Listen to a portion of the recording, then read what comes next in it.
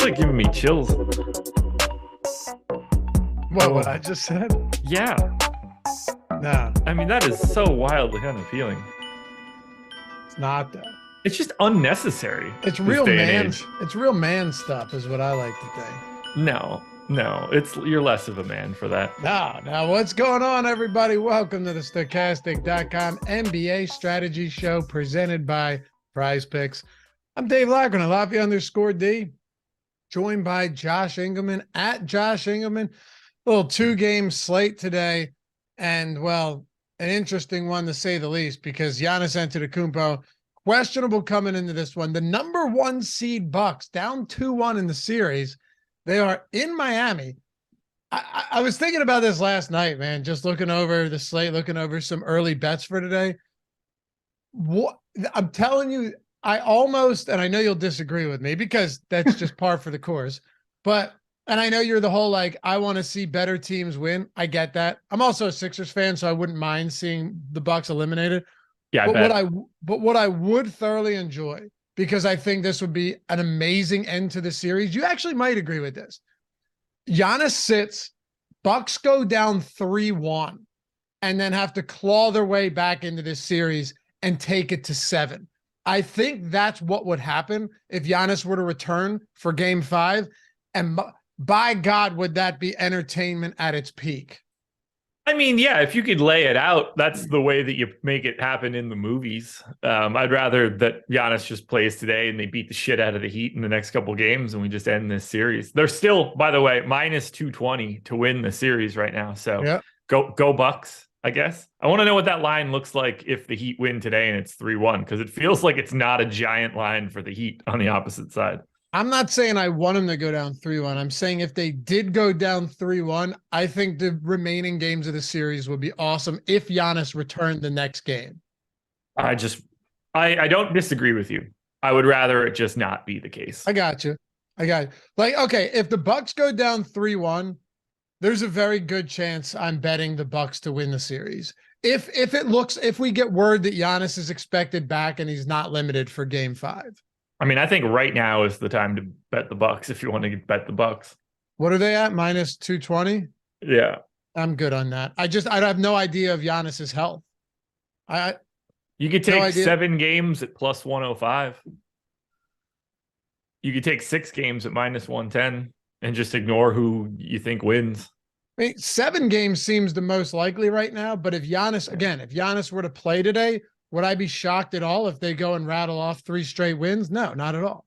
I mean, okay. So you said you're nervous about -220 for the Bucks for the series. I didn't say that. I said I think I would love. This is better. +175 Bucks in 7. Yeah, like that to me is interesting. But so my question though is, if Giannis gets ruled out today, what does that look like? I have no idea. Me neither. And I really have. Do you have a read on if he's going to play? Because they've been real tight-lipped in Milwaukee. That's my issue. I really don't know if he's going to play today. I mean, I have him in. They're 6-point favorites in Miami. I think that line at the very least leads you to think that like he's more likely to play than not play. But I mean, who knows?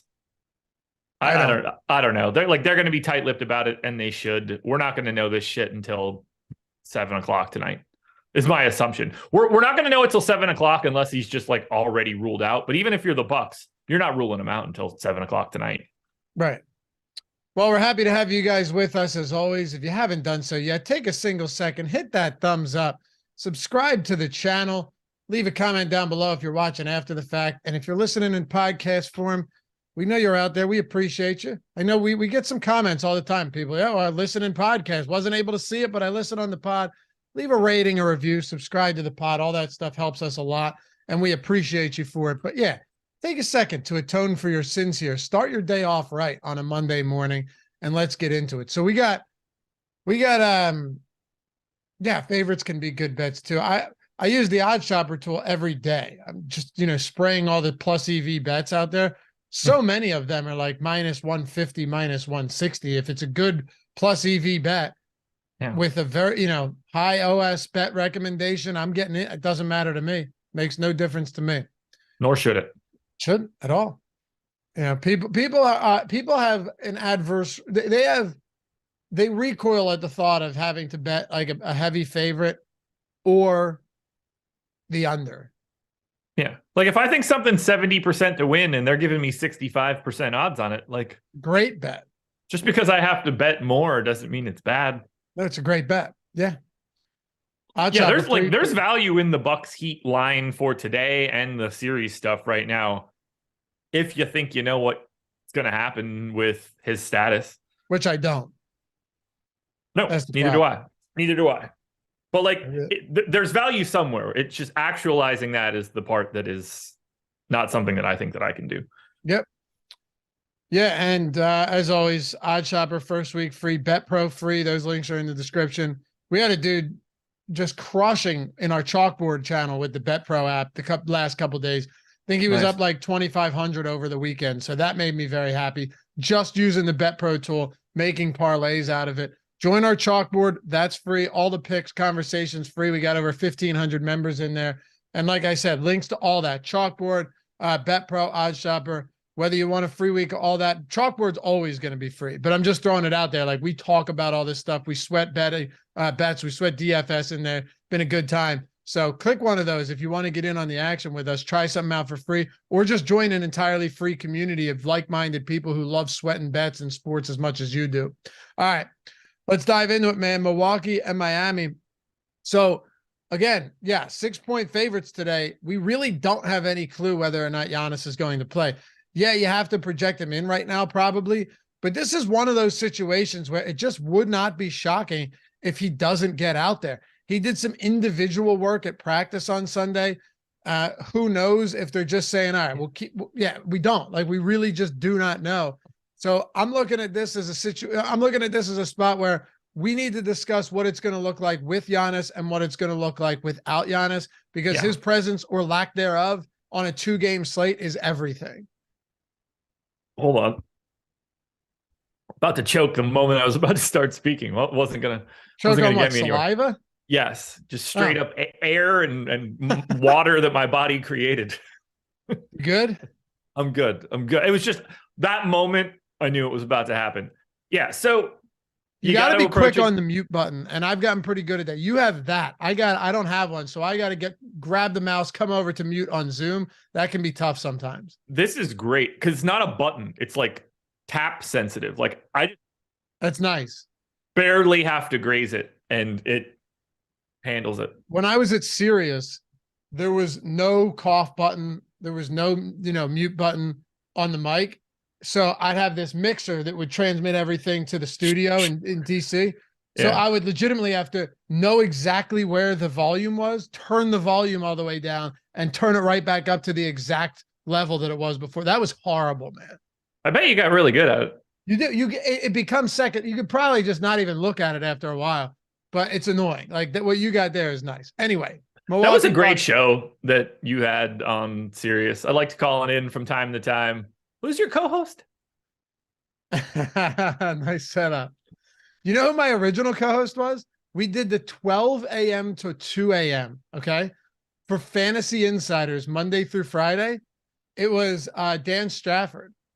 Really? Yep. Dan Strafford was the one that got us in because he did one called, I think, the Fantasy Black Book with Joe Pisapia, and who is over at Fantasy Pros now. They did that. Dan knew Matt Deutsch, who ran the channel, got us in. Granted, it was a terrible time slot, but I was a lot younger, just broke into the industry. It's a good opportunity at that point. Yeah. And believe it or not, a ton of people called into those shows because you got the West Coast people that are up or working the night shift just listening.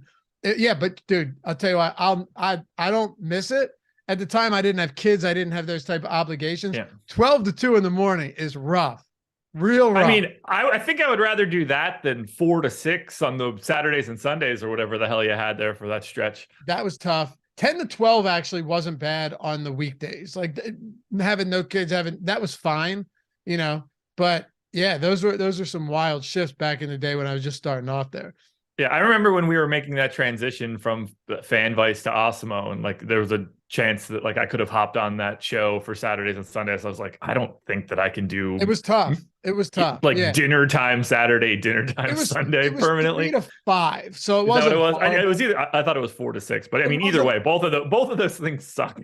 Yeah, it was rough, but it's better than like a lot of them had the 7 to 9 or the 5 to 7 on the weekends. To me, no, oh no, you know what it was? It was 3 to 5 on Saturday. So I could at least like after 5 o'clock do my thing. And then it was 4 to 6 on Sunday. So I could watch all the 1 o'clock games. It was, it was fine, but preferred? No. Doable? Sure. Would I go back to it? No. It's interesting to think like, because I get in theory, you probably could have done this, but it's not the same sort of cachet. Going live at 4 on a Sunday during the NFL season, if you could treat it the way that you and I treat things, where we're just like free form screwing around, like you had to be a lot more regimented, and you had, you've got a producer in your ear in a different way than Jordan, and you've got to hit all of these time cues. If you could do that free form, it's not nearly as bad. It actually would probably be fun. Yeah, you can make it fun at least. Yeah.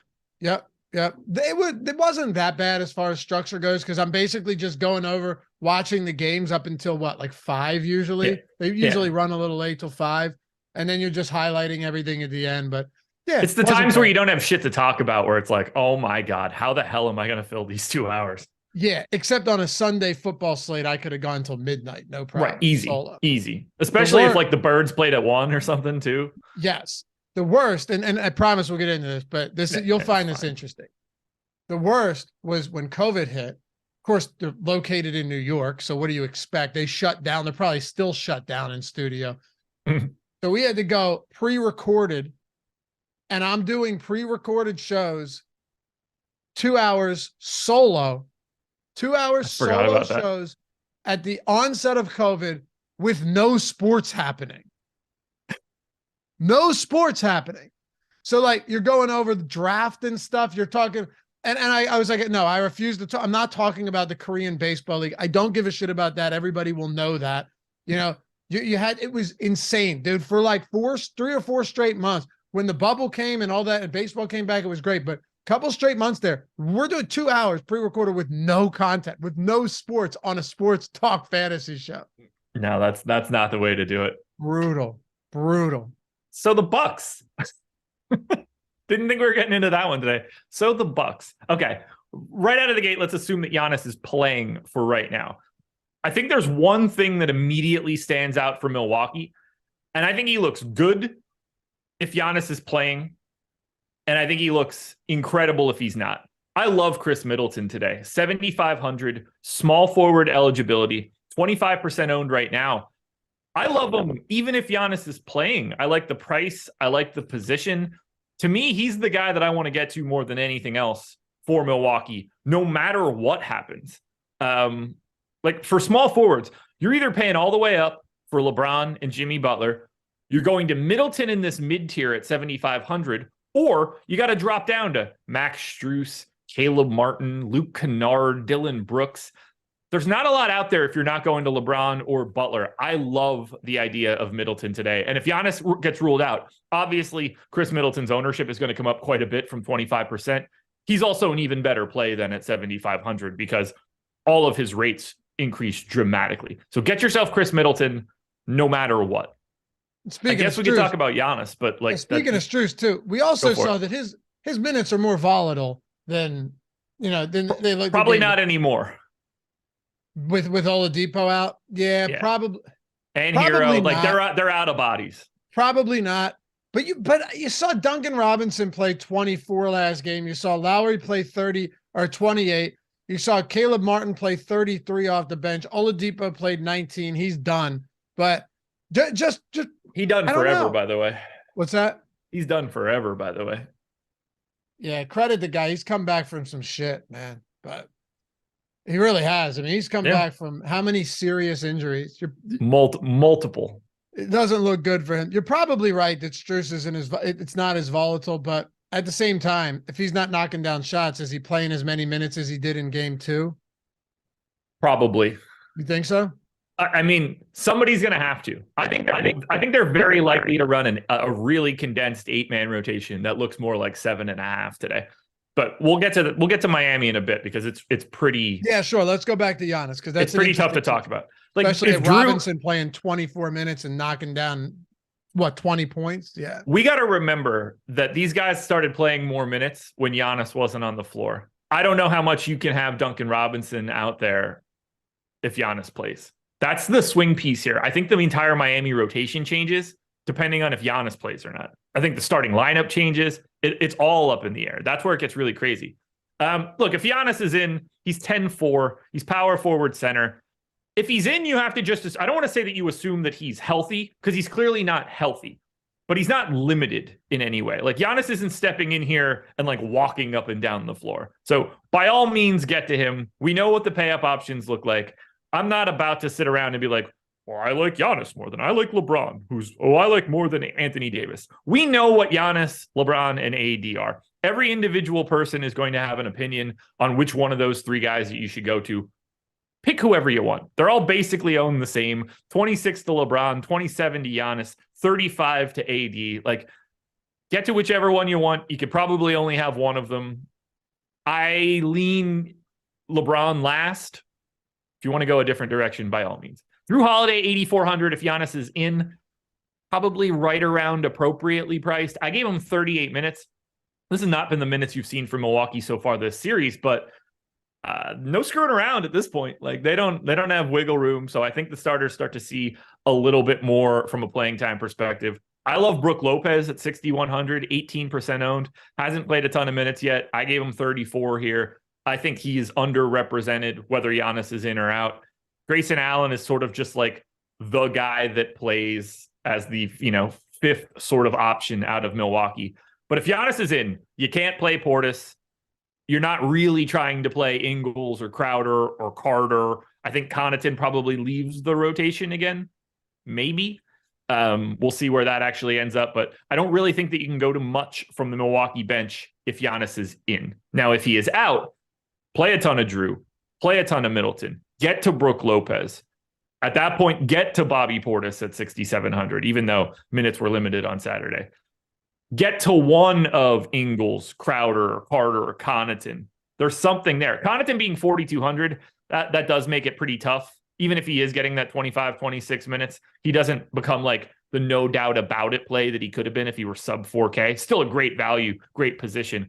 You need Giannis out to be able to get to Milwaukee value and bench. If Giannis is in, it's starters or bust. It is kind of funny looking at this game and seeing that in the 3 games that they've played, none of them have been competitive. No. At all. No. Game 2, Milwaukee tied the postseason record for most threes made in a game with 25. Couldn't miss. They were 25 of 35, which is just mind-blowing. But then in games 1 and 2, they got the shit beat out of them. So it's funny because I'm not saying I envision the rest of the series going this way, obviously. But I do think it's funny to see a situation like that where that's just been so lopsided. Now maybe you get Giannis back, maybe you don't. It's funny, you look at his price tag on FanDuel, he's what, 11.9? On DraftKings, he's all the way down to 10.4. I get why he's pulling 27%, even though there's not a ton of good value on playoff sites, particularly with only 2 games. I don't know, man. A $10,400 Giannis, like he was north of 12,000 for much of the year. Not only that, but down 2-1 in the first round. Like, it's not like it's a 3-0 series and Giannis is like, okay, I might play 28 minutes in coast. Yep. Like, if he's in, you assume he's doing Giannis things.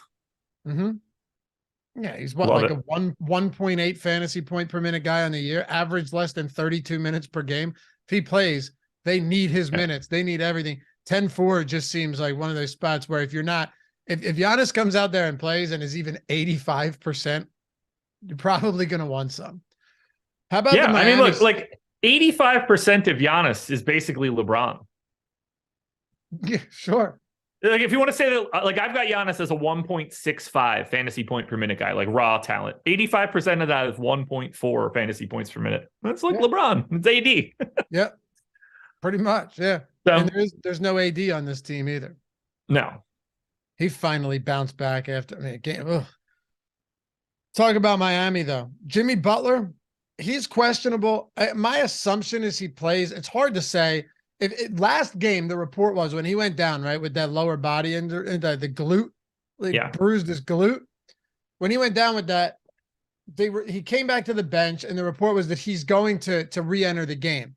Wise of Spoelstra not to bring him back in. There was zero reason to bring him back in. Probably would have brought him back by the TV, like after the TV timeout, but there was no need. They were up by 21 points. The bench was rocking. Duncan Robinson couldn't miss. And then you had him sit out. So that makes it a little bit more difficult to gauge whether, like, okay, was he actually coming back or not? And I had under 41.5 PRA there, so I was very happy to see that he was sidelined. But he was absolutely looking fantastic in that game. Could not miss. 12 for 19, 4 of 4 from 3 for Jimmy Butler, no less. He's been a stud, and he only played 28 minutes in the last 2 games due to blowouts on both sides. Yeah, I gave him big minutes. He's 39% owned. I think it's completely warranted. Small forward, power forward. 9,400 is like, the right price. 2-game slate. I think it's pretty easy to want to go to Jimmy Butler. Normally I don't really get to much. I will today. I have no problem whatsoever if Jimmy Butler is playing. Very little to say about someone like Jimmy Butler. With most of these playoff slates, there's no communication to talk about the best plays. It's, who the stars are. Unless there's like an outlier price tag, I have no additional information to add for Jimmy Butler. I'm going to play the living shit out of Bam Adebayo again today, so that should go great. It doesn't go well ever, but 7,700, you assume, big minutes, assuming a competitive matchup. Once again, I have got him projected well. He hasn't been good. I don't know what the deal is with this dude. Still popular. And he should be. He should be. It's a real problem. It's a real problem. But we got to talk about this entire rotation because this is where it starts to get crazy. We know that there's no Tyler Hero and he's not showing up. We know Victor Oladipo, who played 19 minutes and 26 minutes over the past 2 games, not going to be there. I don't know where else they go at this point. We've got Butler, we've got Bam, obviously. I think Strus just has to play 30 plus minutes. I gave Strus 32. I gave Martin 32. I gave Vincent and Lowry both 28. I think there's more room there. I still gave Duncan Robinson 20, even though he's played 24 over the past 2 games. But, one of those games, he picked up a lot that I don't think that he would have had. I think the biggest question mark for Miami is Kevin Love for today. And I have Chad is on pins and needles waiting for your analysis here. So to me, there's no analysis to give. because it all comes down to whether or not Giannis can play today. If Giannis doesn't play, then I think Miami goes straight back to Kevin Love in the starting lineup. I think we see Kevin Love play, 20 to 24 minutes or something, because they can have him out there. We have him projected for 45% ownership. Like, I can't even acknowledge that number right now because it has no meaning to today's slate. We don't know any part of this game yet. Like, I have 0 Kevin Love. I don't think anybody's going to be surprised, but I'm assuming Giannis is in. So I assume we get very limited Kevin Love minutes. If Giannis is out, I don't think that. And I think he's a great play. So that dictates everything right now. My assumption is that if Giannis is playing, Kevin Love is not going to start. I don't think that they can do that in this series and not get bludgeoned. But we don't know. At 4,400, if he's starting, he's a great play. Yeah. Giannis has only played 11 minutes in this series, too. So it's not even like game one, he was out there getting a significant amount of run. Love played 23 minutes in the first game. But yes, Giannis did not play more than 11. I think you're on to something here, though. If Kevin Love is out there, how do you hide him? You can't. And there's nowhere to hide him. And even if Spoelstra does attempt this, it's very evident that it could go awry very quickly. Like, if Kevin Love is clear liability and, a couple possessions, he misses shots and they're going down on an 11 or an 0-11 run, you can't keep him out there. So I think everything you're saying makes perfect sense in a spot like this. We have not seen this series with a full game. Matter of fact, we haven't seen this series with a full half from Giannis yet. And that's the thing. Like, I could see this going the direction of Philly and Brooklyn if Giannis is in, where they're like, oh, we can't have Kevin Love out there because he's going to get abused. We're just going to send doubles constantly, get the ball out of people's hands, make it swing, and do all the work on defense with Bam, with Butler, with Martin, and then, some combination of Strus, Vincent, Lowry. Maybe and then, of course, see Claxton played 38 minutes in the game without Joel Embiid. Right. Exactly. It all moves around. Giannis hasn't been in the winning lineup at all this season. Definitely not firing up today. Bridgeline with the take of the day. That's a good one. You should get that printed on a t-shirt. Yeah. Giannis at 12,400 is a little different than Giannis at 10,400 in a legitimate must-win playoff game. But yeah, just staggeringly terrible take, but it's not important. I think Duncan Robinson is sort of like a corollary here to Kevin Love. He's 4K. It's shooting guard, small forward. Both of those things look great. And at 27%, at 27% ownership, great. I think he has to play because I don't think that they have any other real options. But this is also a team that might play 6 guys 40 minutes. It wouldn't shock me. Because if Duncan Robinson isn't getting threes, they have no reason to ever put him on the floor. Well, let's not pretend like Duncan Robinson has been a primary fixture off the bench in this rotation either. No, he is only playing because Tyler Hero is hurt. Right. And I know in game 2, I know in game 2, he played a lot of minutes, 26? He played 24 in game 3. Right. But I can't help but wonder what happens. So like you're saying, Vincent, Butler, Bam, Strus, and then are you saying where Lowry and Caleb Martin would be the 6 that are getting those minutes? I think Bam, Butler, Martin, Strus, Vincent, Lowry. I would not be surprised at all if they get the large majority of all of this time, where you get a rotation at best of Love and a rotation at best of Duncan Robinson, and they just ride these guys into the ground. That is a path that could happen here. Maybe they feel like they have a little bit more wiggle room because they're up a game. But we look at that Duncan Robinson, those minutes, and they don't tell the right story. He played 25 and a half in game 2. He played the entire fourth quarter in a blowout with Haywood Highsmith, Cody Zeller, Victor Oladipo, and Caleb Martin. He wasn't really playing 25 and a half minutes. Similar story on Saturday. So it's different now because you have to fill the 20 minutes that Victor Oladipo didn't have. But everything hinges on Giannis's status, because he changes the entire way that Miami has to play this game. And they have 2 gigantic liabilities in Duncan Robinson and Kevin Love. Like, you can't play those two guys at the same time if Giannis is out there. It's over. It's over. They're immediately in the action, and they have no ability whatsoever to help and rotate to stop anything. They will get beat to a pulp if Giannis can play. They cannot play Duncan Robinson and Kevin Love together at that point. So everything hinges on Giannis. I love this Miami team, basically one way or the other. Bam, Butler, Caleb Martin being 15% owned, even at 5K, comical. I get too much of this guy. They don't have choices any longer, and he can guard multiple positions. He just has to be out there. Strus at 16% ownership. It's not a great price at all. These guys are, 0.75 guys. Has to be out there. They don't have choices. The minutes for Vincent and Lowry can be anywhere. 24 at a minimum to one of these guys, 36 on the opposite end of it. I went 28 a piece. I think 32 a piece is very live. I'm getting a ton of Vincent. I'm getting a ton of Lowry. It's the Robinson Love piece that I don't know how to project right now because Giannis dictates it all. I don't think Spoelstra is blind enough to assume that they can just kind of take it easy up 2-1 with Giannis's return looming. No, and especially if the game's competitive, Eric Spoelstra is going to rely on whatever he can because he knows how much more valuable 3-1 is than 2-2. That's what I mean. Especially this is a game where you let it go. Yeah. Also, you're going back to Milwaukee next game. Right. It's just all of it.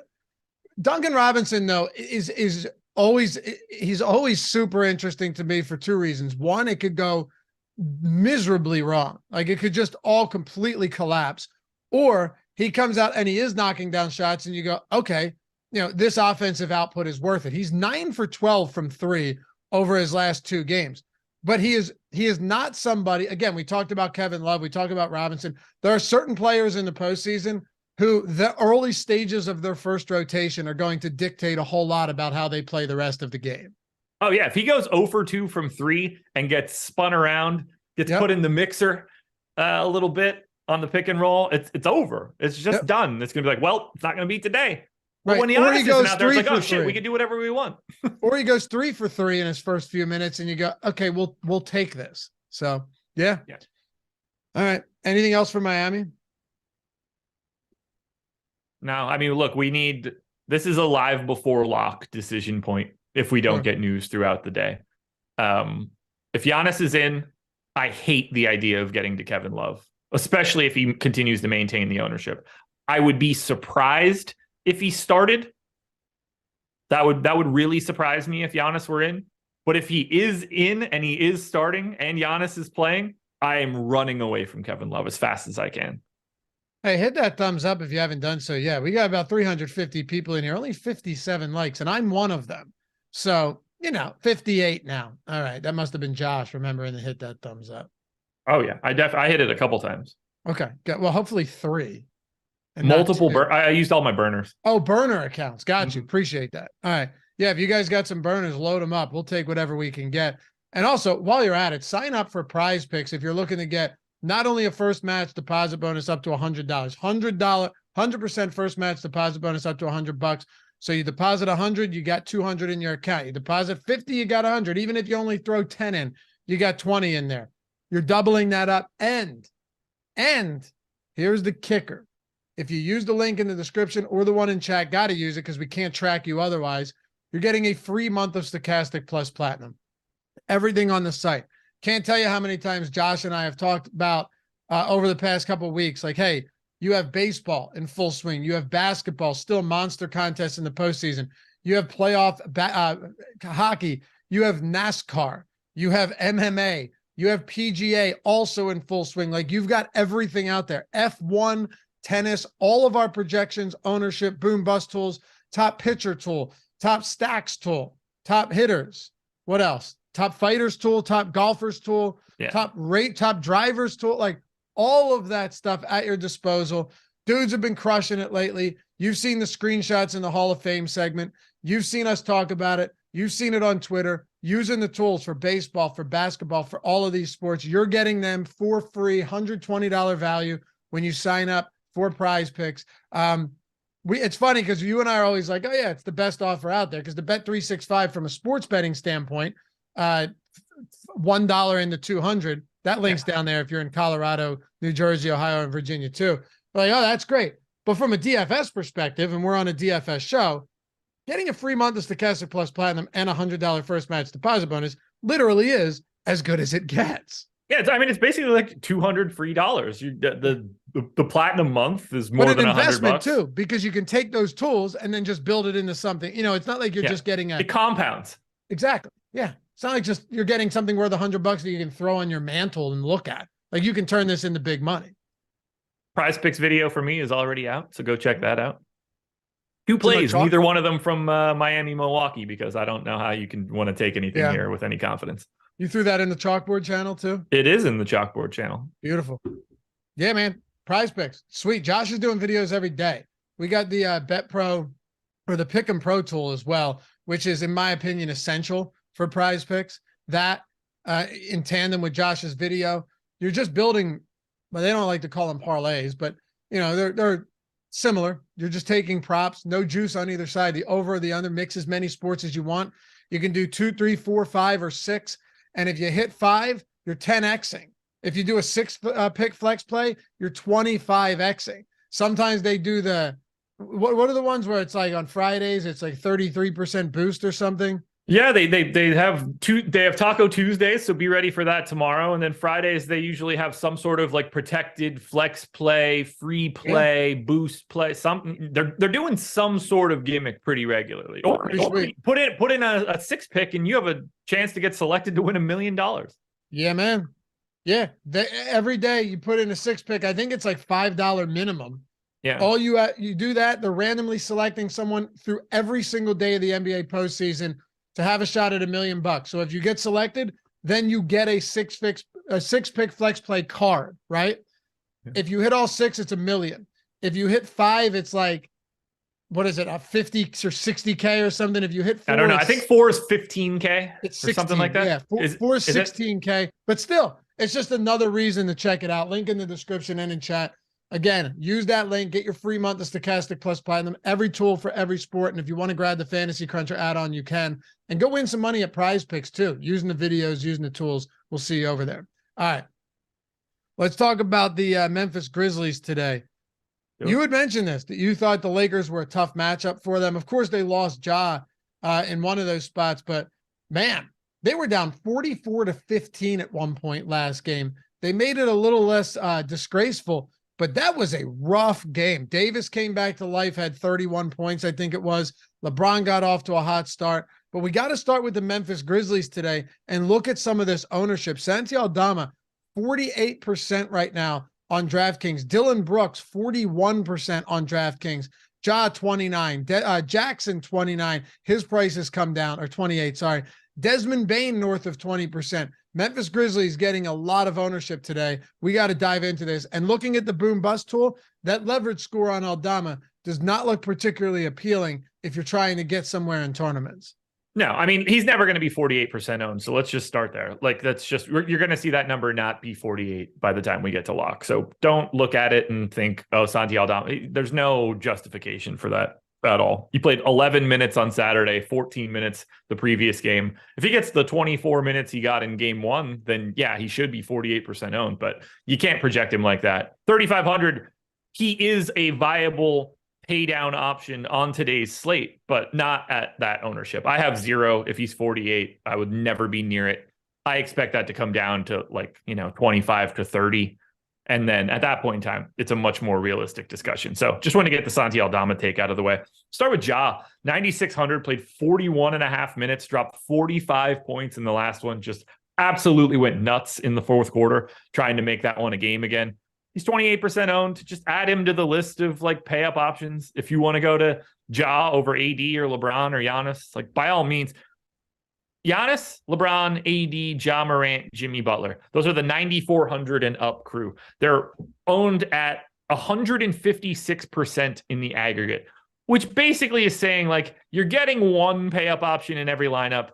Half of the people are probably getting a second. And that's sort of why you start to see that Aldama ownership climb a little bit. So add him to the list. He looks great. He looks very similar to me as everybody else.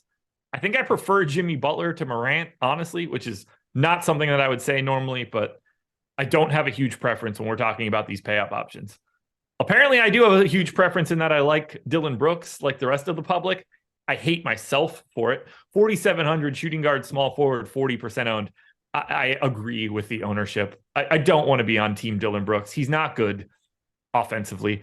He's a 0.7, 0.75 guy when like he's out there with Morant and Bane and Jackson. So that's tough.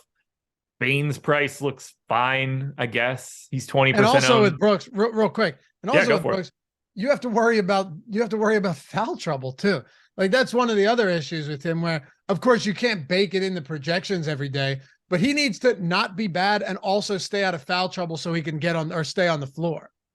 Yeah, he needs to stop socking people in the dinger too. They did revise that. What do you mean? That hold on, let me see where that he's just not suspended. Right, but I was reading something on it where it was like did they drop it from a 2 to a 1? That's what hold on. I don't think I saw that. So, but you could be right. No, you might. For some reason, I thought they did, which wouldn't make a difference now, right? But I hate the referees. It's some of the stupidest refereeing right now. Draymond should have got tossed yesterday from that Warriors game. Didn't. Makes no sense. Yeah, I think you're right. Let's see. Yeah. So I think you're right. I think it was just that they decided not to suspend them. For some reason, I thought they dropped it, but you're right. I think Embiid should have got a game for the Claxton. What about Harden? I don't think so. I don't even know if they should have called it a foul. Really? Yeah. But Draymond should have got the gate yesterday. Not even a word. The Dillon Brooks one, I thought they did him a little bit dirty on that because here, let me just make a point. Okay. Go for it. The ball was behind LeBron's legs. Like it was behind his legs. It's fully possible that Dillon Brooks did that intentionally. I can't speak towards motive, but it wasn't like the ball, like he was dribbling to the side of it. He did dribble behind his back and like through his legs.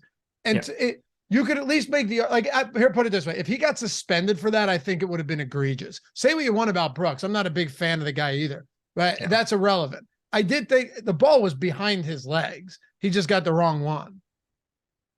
I don't think that he, in that moment, was just like, time to sock LeBron in the dick. Like, I don't really think that happened. But it's not the first time that he's gotten popped for that specific instance or for like that foul. And I just feel like this is one of those situations where it's somehow in your brain to do that to someone. Like you never, I think Russillo made the point on Simmons' podcast. It's just like, you don't see, what would be a good example? It's not like, I don't even know like a good player, but like, you're not surprised when you hear that Dillon Brooks socked somebody in the dinger. I don't know. It was his third ejection this year. Yeah. Right.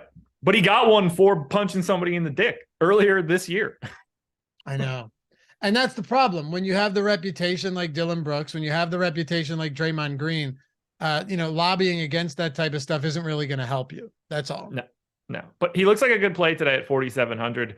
8,200 for Jaren Jackson is fine. Like, this is a minutes thing. If you think Jackson can stay out of foul trouble and play 39 minutes or 37 minutes like he did in the first two games, then he can pay off 8,200 pretty easily. If he plays 32 and is in foul trouble or something, he's going to have a much harder time paying that salary off.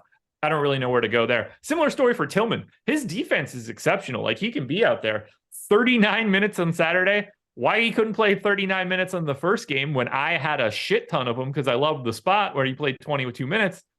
Them's the breaks, I guess. 9% owned at 5,700. Very interested in Tillman on a 2-game slate to get the starting center who played 39 minutes the last time that they played. How is he 9% owned?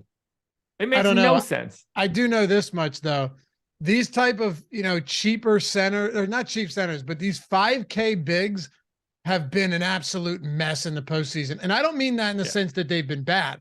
What I mean is, like, Dre comes back, Kevon Looney still has a very solid game yesterday. Some people didn't want to pay at that price point. He wasn't super popular. And then how about somebody like Robert Williams, whose minutes had been in the low 20s through the first several games of this series? He comes out yesterday and absolutely lights it up. Man, yeah, the vertical that he has on some of those blocks. Did you see a couple of those blocks? Yeah, where it was like so good. A launch pad. But again, watching him play defense is fun. Yeah. But again, you weren't saying, all right, well, now he plays the 29 minutes. I mentioned to Eric yesterday. I just kept getting it wrong until he did it. Right. But that's what I mean, because you look at those games and all right, there's one game where they blow out Atlanta. There's another game where it's kind of close. There's another game where they're playing from behind and his minutes were unchanged. But then in this one, I guess once again, you go back to the situation of it's the playoffs. If you've got a guy that's giving you life and you got a guy that's making plays on every single possession, offensively and defensively, you kind of have to just leave him on the floor. And that's something that you and I could discuss all day, but it's really not quantifiable. The only thing we can say is there are certain players that are going to play a ton of minutes regardless. There are certain players who are hardly going to play at all. And then there's a few players on every single slate that if they play well early on, they might play 30 plus minutes. Yeah, those are the swing pieces for most of this. Yep. You got to find the guy that can play, is projected for 26 minutes, can play anywhere from 20 to 32, and you want to get him right on the day that he plays the 32. I've missed basically every one of those throughout the postseason. I get the tough 20 side, even though I say that I think that he can get to 32, and then that guy sure as shit plays 32 the next game. You better believe I'm going to be early. You better believe I'll be projecting Looney for 32 next game and he plays 22. Just the way it goes. But that's not that surprising because Looney got in a ton of foul trouble in game 2. Like he had been pacing 30 plus in all of these games. But yeah, I mean, Tillman, outside of game 1, you just mentioned it. He played 32 minutes, then he played 39 minutes. So what's a reasonable minute projection for him today? 21? Sure. I went 31. I don't know. I think it's fair. I'm just saying, it's gonna go sideways. Anybody else for Memphis? Like Kennard's fine at 4,800, but probably not going to be able to get enough minutes. Like you're just going to need an outlier day. It's a shooting guard, small forward thing. I don't know how you go to Tyus at 4,600 with any sort of volume. If Ja's playing 41 minutes, like even if they are playing a bunch alongside of each other, paying off 4,600 is not going to be easy. But keep your eye on the Aldama ownership. It should go down. Aggressive Goose said Claxton and Time Lord. Yeah, Claxton's different though because he would have with Joel Embiid out of the rotation. That changed everything. Paul Reed, what a fun player though. What the best. He brings some real energy to the game, and you gotta love it. He is fun. All right, ready to wrap this one up with the LA Lakers? Let's do it. Let's do it. And for those of you guys, by the way, appreciate you. We're 2 likes away from 100, so we're gonna get there. Less people watching on a 2-game slate. That's as it always goes, but you still made it happen. So thank you guys. And as always, 50% off all of our tools. Any subscription you can think of. We were talking baseball. You want to do a week or a month. You want to do basketball. You want to get the lineup generator. That's less than $4.50 for the first week. And people have been just slaying with the lineup generator. It's great for anybody, but if you're short on time or only playing a few bucks a day, less than $4.50 for your first week, put yourself in a spot to win some money and then keep it rolling. But like I said, one sport, all sports, Stokastic plus platinum. Stick around for the Hall of Fame. That's what I always say, Josh. Like, stick around for the Hall of Fame segment today. You don't have to take it from me. You can see that the tools have been doing they've been performing the function that they're there to perform. I think it's really that simple. I completely agree with you. I don't know what you said, but I agree with you without question. I said I'm not going to belabor the point. I said just watch the Hall of Fame today and in between Deeper Dive Live Before Lock and see that the tools are functioning as they should be. Yeah. Yes, they are. Well, I mean, we've got Steve Buzzard as a 5-time Inner Circle Hall of Fame player from the past week and a half. Tom picked up 100K last week, I think. Eddie's got a couple back-to-back days and shit. Yeah, it's just... And a lot of subs, too, though. A lot of subs just shouting out the top pitchers and top stacks tool. It's been fun to see, man. So 50% off everything. Link down below, however you want to play it. And if you're looking to maybe work your way into the Hall of Fame, work your way into a free month, just I had this conversation the other day where someone was calling me a cheapskate because we didn't give him a free month. We watch the show all the time, wasn't rocking the avatar. I promise you, it's simple. We want you guys to get this. We want you to have the avatar. Go to stokastic.com/avatar.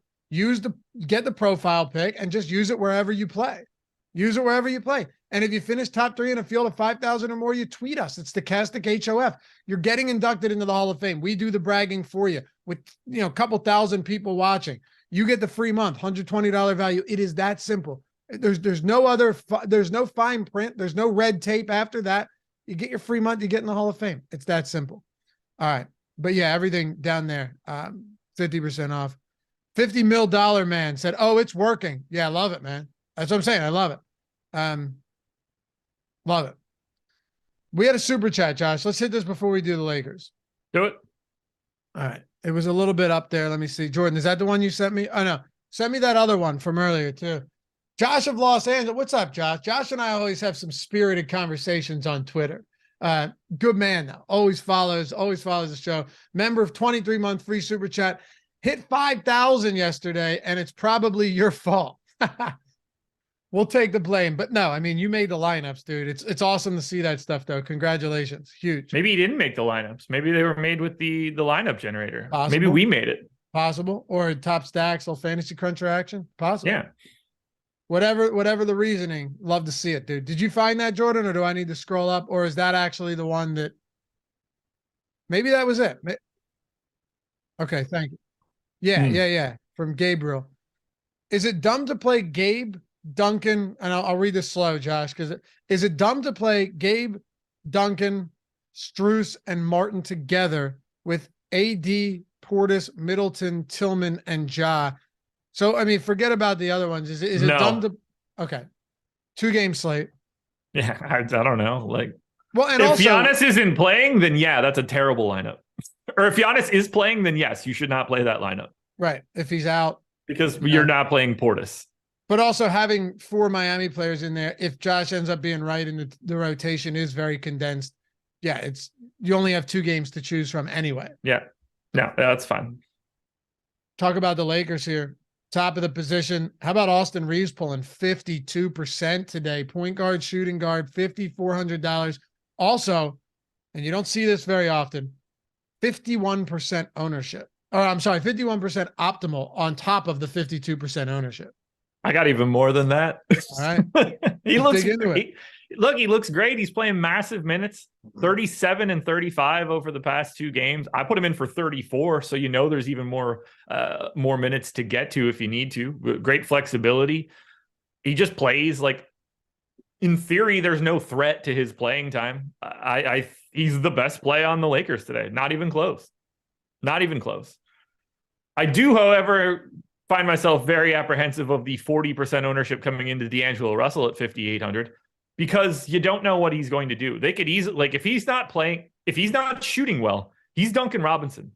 If that shot's not falling, you don't want him out there defensively. You need to find something else. But at the same time, he could also just shoot you. He needs 31, 32 fantasy points today to be okay, that could be in the winning lineup. That's not a lot for someone with his sort of offensive pedigree. It could be bad, but it could also be good. I've got a ton of DAngelo Russell and I hate myself for it, but it is happening right now. And then we get to the rest of this team. Again, I don't have a ton to say about LeBron or AD. We know these guys are playing 37, 38 minutes. We know they want to win the game. They're all pay up options. I like AD more than I like LeBron. So does the public to a degree. Choose who you want. Here's my biggest issue, and it's fully dependent on where we have ownership right now. If Kevin Love is 45% owned, then I want to go to Jared Vanderbilt at 20% ownership. That's just how it's going to be. Jared Vanderbilt plays 21 minutes every one of these games. He's a 0.9 fantasy point per minute guy. But I can't play Kevin Love at 40% ownership if Jared Vanderbilt exists at the exact same spot with the same position. It's always just going to remove Love and put in Vanderbilt. If you bring that ownership down on Love, it would also bring my love for Vanderbilt down. But Vanderbilt in a large field GPP is a better play than Kevin Love at this moment from ownership. If Giannis ends up out, that is not the case. Just need to talk about it like that. I like Dennis Schroeder today. He's 3,700. He's 21% owned. This is Schroeder is basically the guard version of Santi Aldama. I have no idea why Santi Aldama's ownership is in the 40s. If Dennis Schroeder is going to be 41% owned or 21% owned, but I'm going to get to Schroeder. I think all of those things end up working themselves out by the time we get to 7:00, and those extremes aren't as big. But Schroeder can step into bigger minutes if something goes wrong here. He hasn't had to yet, but if he gets the 24 minutes he got on Saturday at 3,700, there's something there as a paydown option to try to unlock what's going on above, like if you're trying to get to those pay-up options. Giannis. By the way, Giannis will play today. Yep. Barring a setback. I want to talk about Vanderbilt for a second here. I get where you're going. He's played 195 minutes with LeBron and Davis on the floor, 0.83 DraftKings points per minute. How many minutes can we reasonably get from this guy today? 23, 22, 21 over the 3 games in this series. He's an absolute zero on offense. He does have some stocks upside, but I mean, it seems at this point, playing alongside LeBron and Davis, given that both of them are healthy now, because there were long stretches, right, following the All-Star break where you didn't have one of those guys out there, and now they're healthy, and now they're playing huge minutes. It just seems like the path to Vanderbilt, and I know he's cheap. You don't need a lot from him. The path for him getting there is extraordinarily narrow. It is and it isn't. Just because of how little you need at 4,100. Like if he goes for 24 fantasy points in 21 minutes, that's 1.14 fantasy points per minute. That's not like a huge outlier day for him. That's an extra block, an extra steal, one run out. It's not like you need him to get to 30. So I think you could feel comfortable at 21 minutes, but all it takes is one little weird thing for him to be able to pick up an extra minute or two. If, maybe something happens to Rui, AD, falls on his face or something stupid, and he's got to just be out there a little bit more, even if he doesn't have to be. If we're going to see 2x the ownership going to multiple other guys, then I'm just naturally not going to be on those guys as much in larger field GPPs. If we're talking about a cash game, then don't play Jared Vanderbilt. Travis, Laffy, thoughts on my avatar? I can't see it. I don't know what it is. I don't know. I don't have thoughts because I can't see it. Yeah, it's smaller than my pinky nail. What about, we had some questions. We can wrap it up with this. Rui Hachimura had a couple of just really efficient games. This is the odd thing about him. 30 minutes, 32, 22. Some really efficient performances off the bench. Look at what he's shooting in this series. It's, dare I say, not sustainable, but he's 24 of 36 from the field. He's, get out of it. He's, 9 of 12 from 3. He's been wildly efficient. Who knows how long that lasts, how many minutes he plays today, but the price point now is getting to a spot where you go, okay, we have to at least have the conversation. If Rui was 4,000 here, he would be, in my opinion, maybe the best value play on the slate.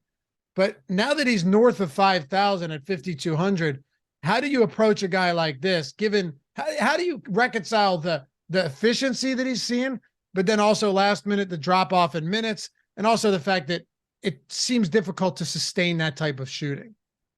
I don't know how you get there at 5,200. You need him to play the 30 minutes that he played those first 2 games. Yep. That's your path. I got to 3%. Like 5,200 is just too big of a. He's $200 cheaper than Austin Reeves, but Austin Reeves is going to play 35 minutes today or more. I don't know why Rui's price is like that. I don't know why he's already getting 18% ownership, but I find Rui to be like the most difficult Laker to get to of anybody that's in the rotation. His price is like that in his ownership just because he's been really good in this series. But if you even just take a cursory look at how he's doing it, it's not on particularly high shot volume. And the minutes are also volatile. So, yeah, tough spot. Anything else for the Lakers? I mean, I would be ignoring Troy Brown or Malik Beasley, but again, if this is a scenario where Santi Aldama is 45% owned, then maybe you think, well, maybe Malik Beasley hits a couple threes. I don't know. I don't love anything else. My main focus for the Lakers outside of LeBron and AD are Austin Reeves and DAngelo Russell. Well, we got the MLB strategy show coming up at 12 o'clock, just over an hour from now. You got the NBA deeper dive at 5:30, live before lock coming up after that. We got you covered throughout the day, as always. And of course, the odd shop. You want to sweat some bets, get in on some great action, find all the best spots throughout the day, finding some great boosts and stuff too that are actually benefiting us. Some great promos that these books are doing. 4 to 5 Eastern over on the Odd Shopper channel, the same place where Josh's PrizePicks video lives that you should be checking out as well. So as always, we appreciate you guys. Follow Josh at Josh Engleman over on Twitter, me at Lafayette_D. Shout out to Jordan Klein for producing this one. And as always, we'll see you back here tomorrow right here on the NBA Strategy Show. Peace.